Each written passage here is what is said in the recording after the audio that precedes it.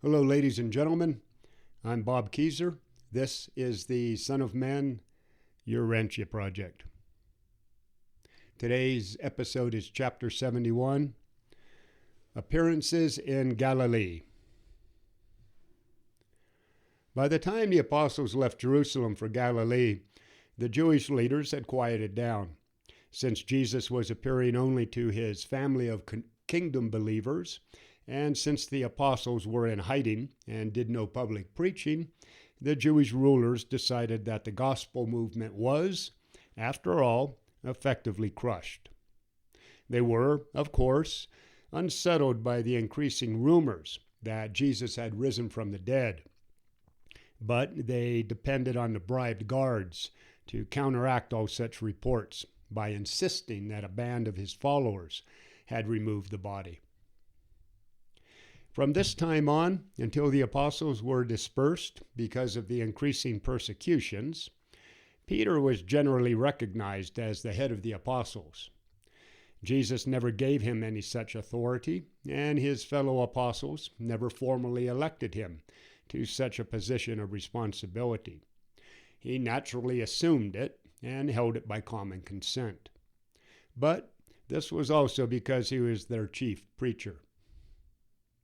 From now on, public preaching became the apostles' main business.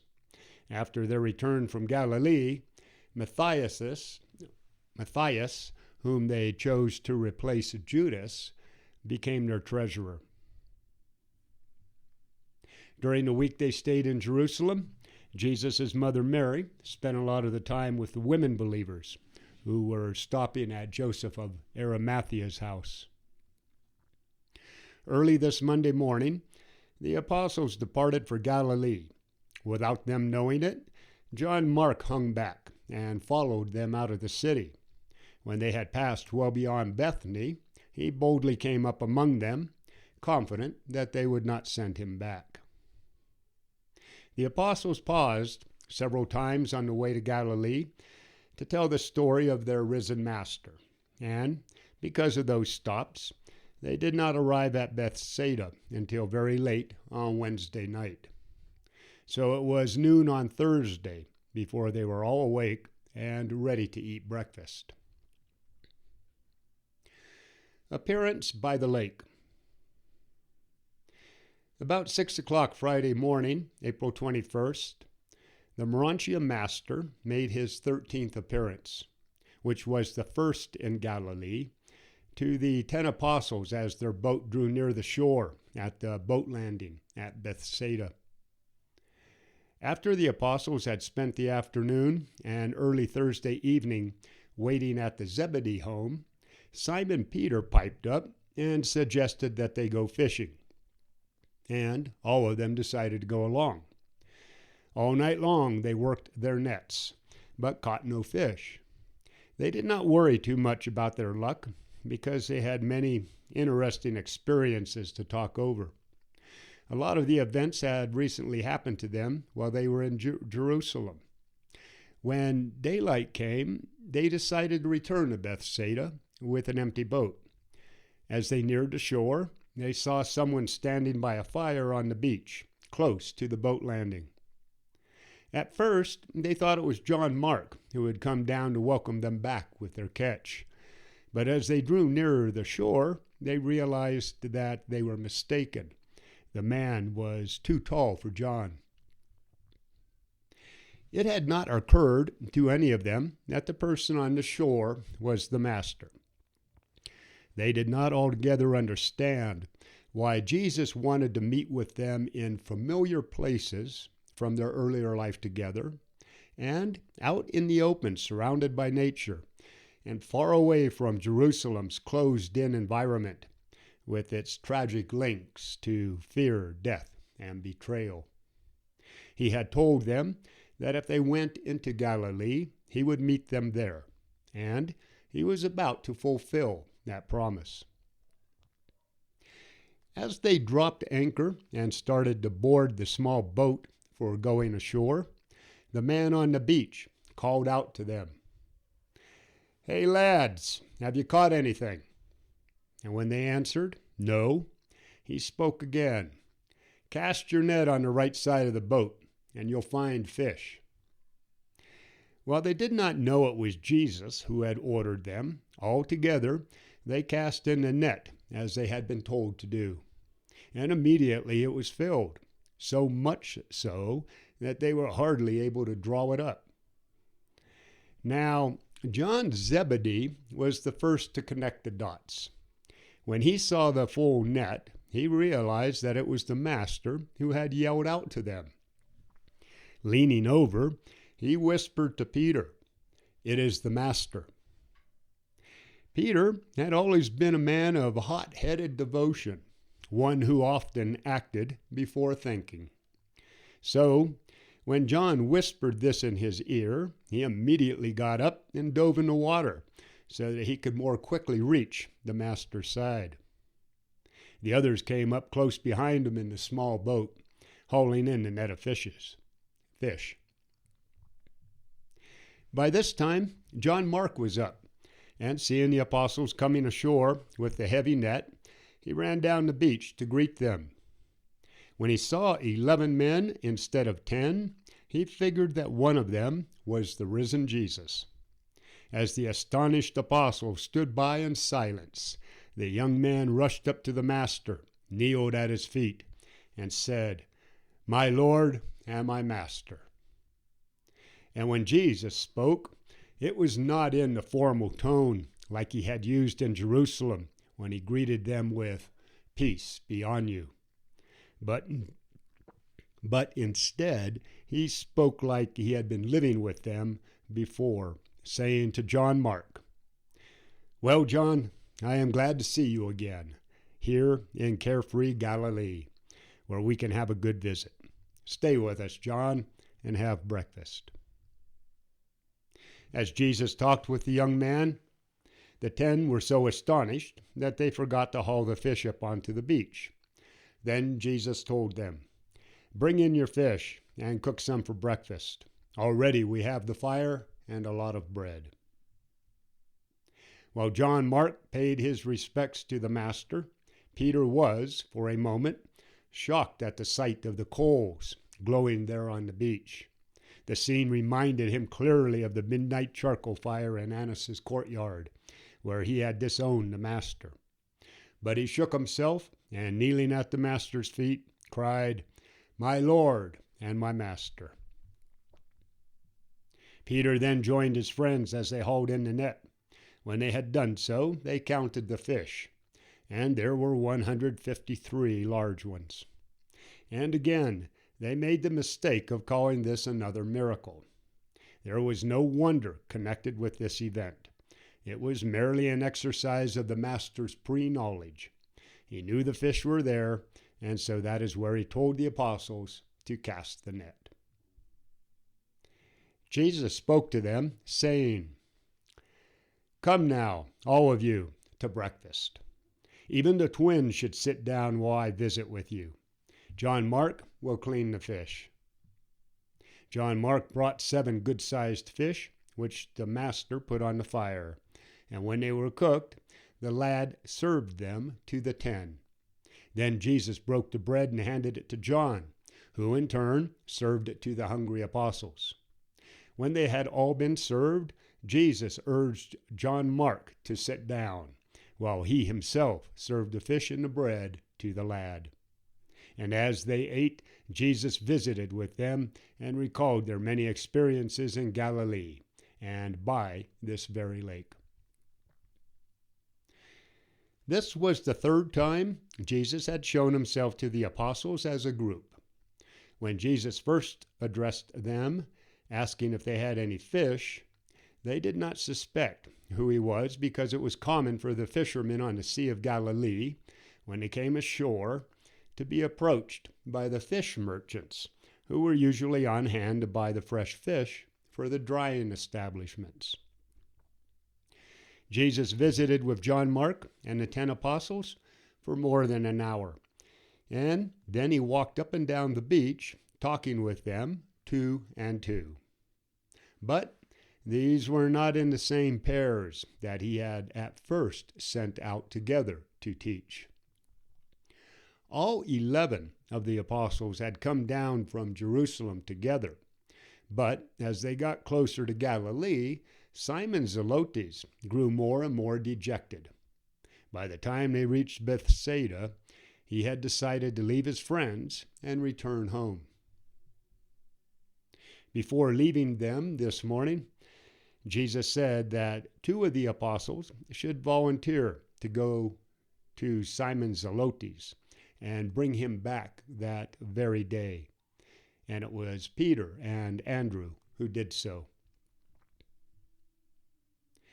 Visiting with the apostles, 2 and 2.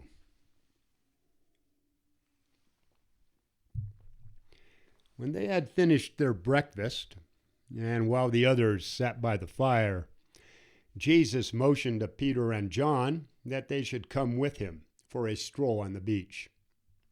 As they walked along, Jesus said to John, "John, do you love me?"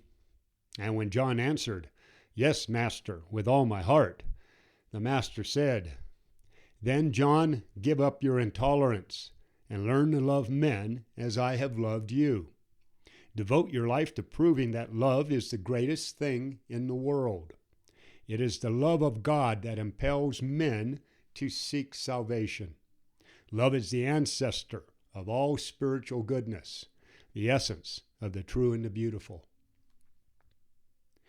Jesus then turned to Peter and asked, "Peter, do you love me?" Peter answered, "Lord, you know I love you with all my soul." Then Jesus said, "If you love me, Peter, feed my lambs. Do not neglect to minister to the weak, the poor, and the young. Preach the gospel without fear or favor. Remember always that God is no respecter of persons. Serve your fellow men, even as I have served you. Forgive your fellow mortals, even as I have forgiven you. Let experience teach you the value of meditation and the power of intelligent reflection." After they had walked along a little farther, the Master turned to Peter and asked, "Peter, do you really love me?" And then Simon said, "Yes, Lord, you know that I love you." And again Jesus said, "Then take good care of my sheep. Be a good and true shepherd to the flock. Do not betray their confidence in you. Do not be taken by surprise at the enemy's hand. Be on guard at all times. Watch and pray." When they had gone a few steps farther, Jesus turned to Peter and, for the 3rd time, asked, "Peter, do you truly love me?" And then Peter, being slightly upset at what seemed to be the Master's distrust in him, said with a lot of feeling, "Lord, you know all things, and so you know that I really and truly love you." Then Jesus said, "Feed my sheep. Do not abandon the flock. Be an example and an inspiration to all your fellow shepherds.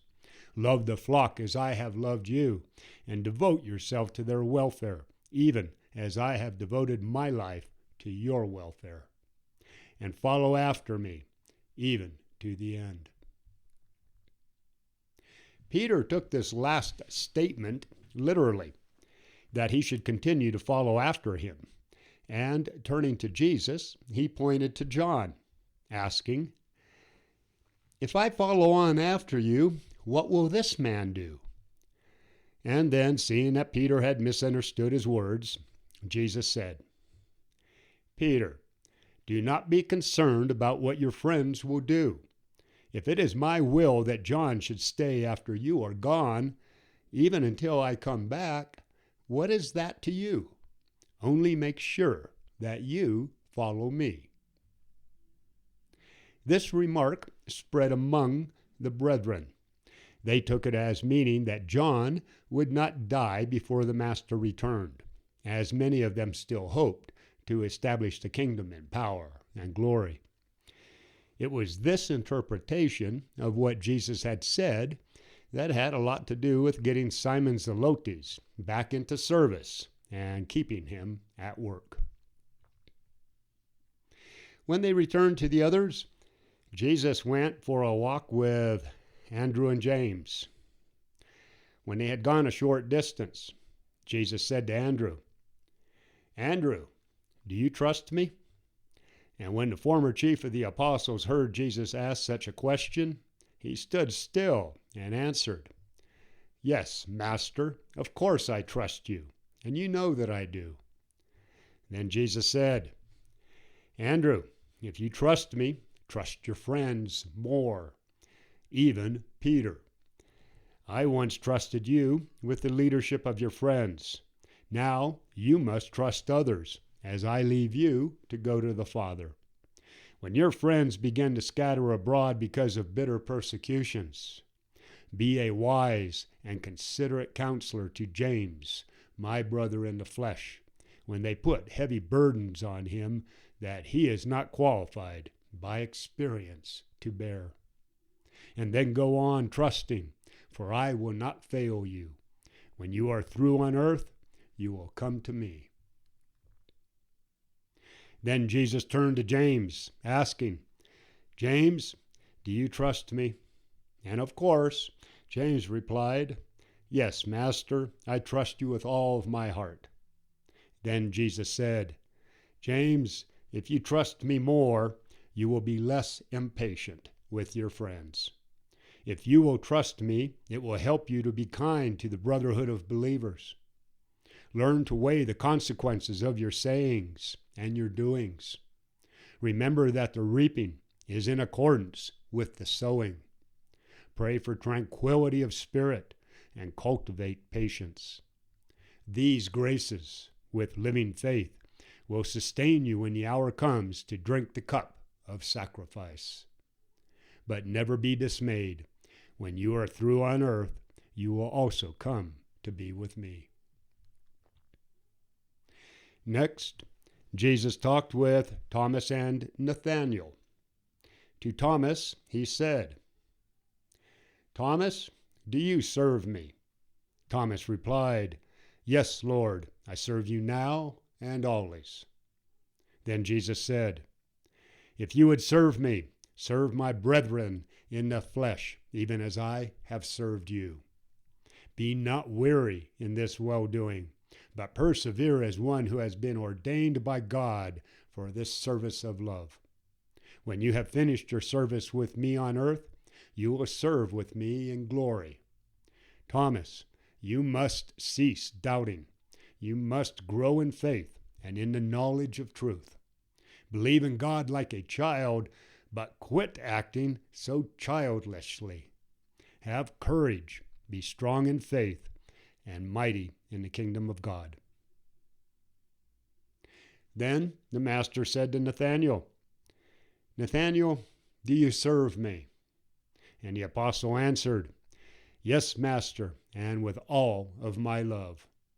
Then Jesus said, "If, then, you serve me with a whole heart, make sure that you are devoted to the welfare of my brethren on earth with tireless love.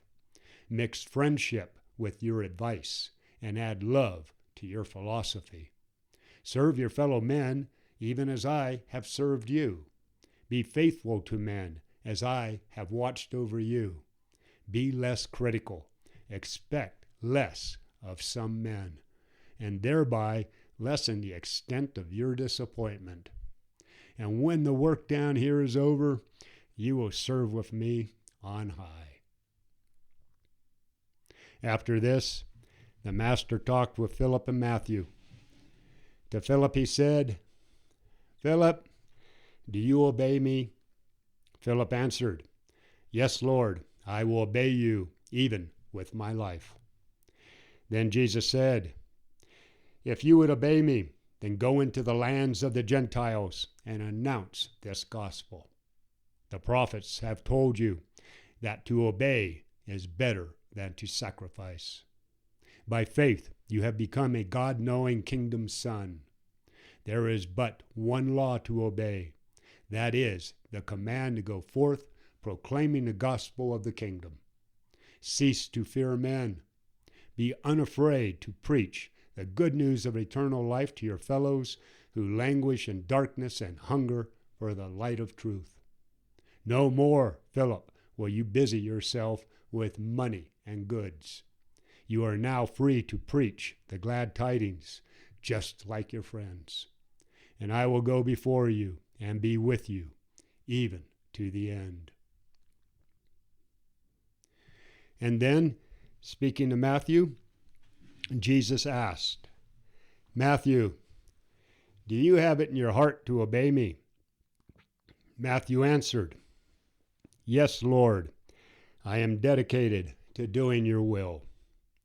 Then Jesus said, Matthew, if you would obey me, go forth to teach all people this gospel of the kingdom. No longer will you serve your friends the material things of life. From here on, you are also to announce the good news of spiritual salvation. From now on, only have your eye on obeying your commission to preach this gospel of the Father's kingdom. As I have done the Father's will on earth, so will you fulfill the divine commission. Remember, both Jew and Gentile are your brethren. Fear no man when you proclaim the saving truths of the gospel of the kingdom of heaven. And where you go, and where I go, you will presently come. Then Jesus talked with the Alphaeus twins, James and Judas. And speaking to both of them, he asked, James and Judas, do you believe in me? And when they both answered, Yes, Master, we do believe, he said, I will soon leave you. You see that I have already left you in the flesh. I stay only a short time in this form before I go to my Father. You believe in me, you are my apostles, and you always will be. Go on believing and remembering your time with me when I am gone, and after you have maybe returned to the work that you used to do before you came to live with me. Never allow a change in your daily work to influence your loyalty. Have faith in God to the end of your days on earth. Never forget that when you are a faith son of God, all upright work of the realm is sacred. Nothing that a son of God does can be common. So do your work from this time on as for God. And when you are through on this world, I have other and better worlds where you will likewise work for me. And in all of this work, on this world and on the other worlds, I will work with you, and my Spirit will dwell in you. It was almost 10 o'clock when Jesus returned from his visit with the Alphaeus twins. And as he left the apostles, he said, Farewell until I meet you all on the mount of your ordination tomorrow at noon. When he had spoken, he vanished from their sight. On the Mount of Ordination.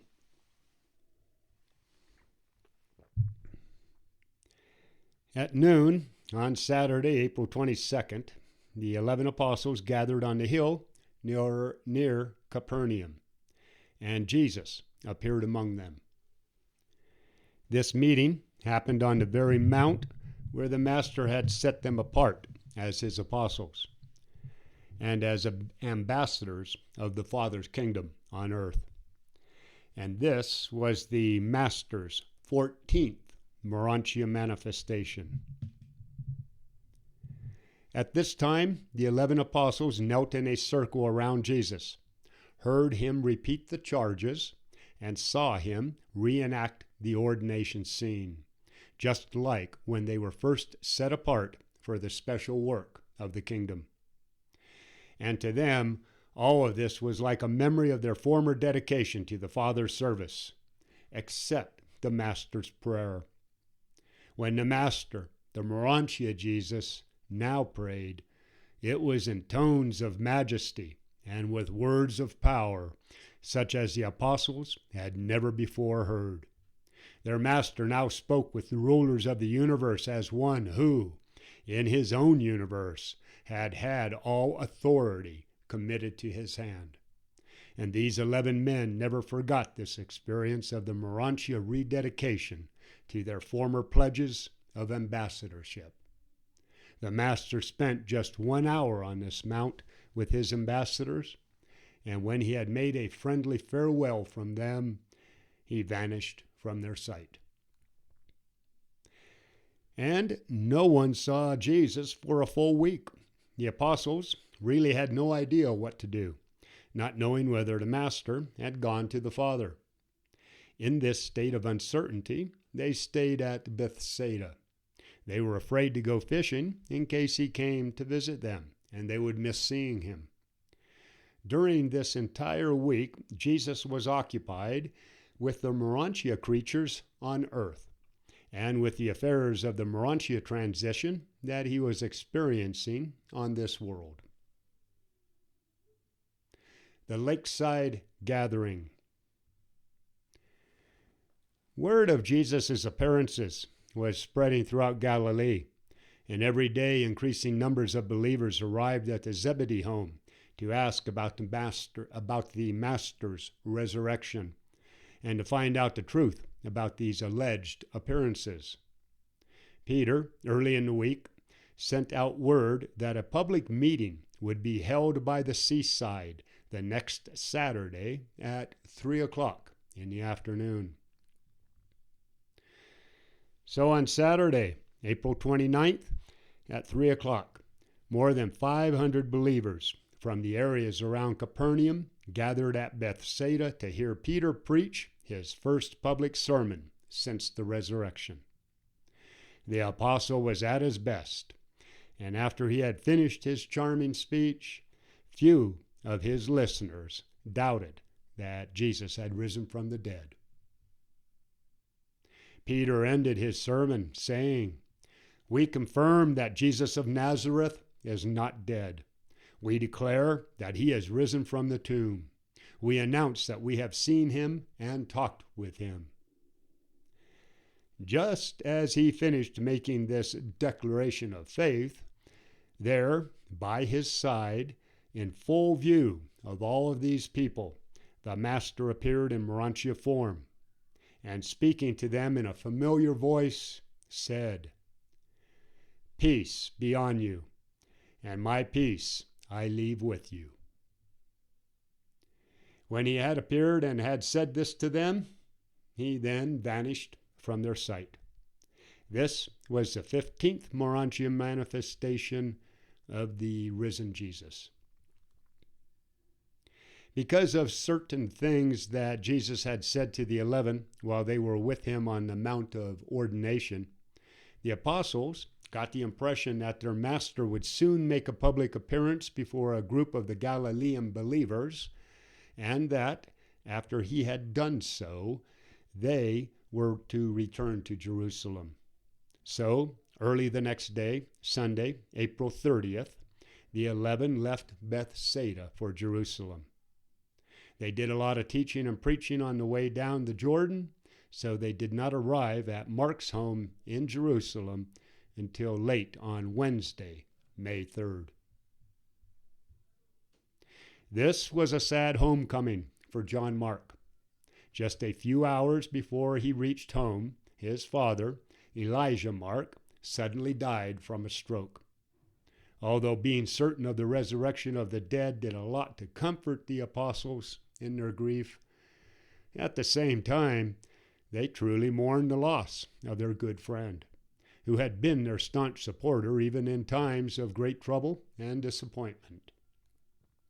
John Mark did all he could to comfort his mother, and speaking for her, he invited the apostles to continue to make her house their home. And the 11 made this upper chamber their headquarters until after the day of Pentecost. The apostles had entered Jerusalem after dark on purpose, so that they would not be seen by the Jewish authorities. Neither did they publicly appear at Elijah Mark's funeral. All the next day, they remained by themselves in the Mark's upper chamber. On Thursday night, the apostles had a wonderful meeting in this upper chamber, and they all pledged to go forth preaching the new gospel of the risen Lord, except Thomas, Simon Zelotes, and the Alphaeus twins. Already, the first steps of changing the gospel of the kingdom, which is sonship with God and brotherhood of man, into the announcement of the resurrection of Jesus had begun. Nathanael opposed this change in their public message, but he could not withstand Peter's eloquence. Neither could he overcome the disciples' enthusiasm, especially the women believers. And so, under Peter's vigorous leadership, and even before the Master rose to the Father, his well-meaning representatives began a subtle process of gradually and certainly changing the religion of Jesus into a new and modified form of religion about Jesus. Chapter 71, Appearances in Galilee. Coming up next is chapter 72, Final Appearances and Ascension. Defend liberty, protect them kids, serve man for the sake of God. Bobby Keyser, out here.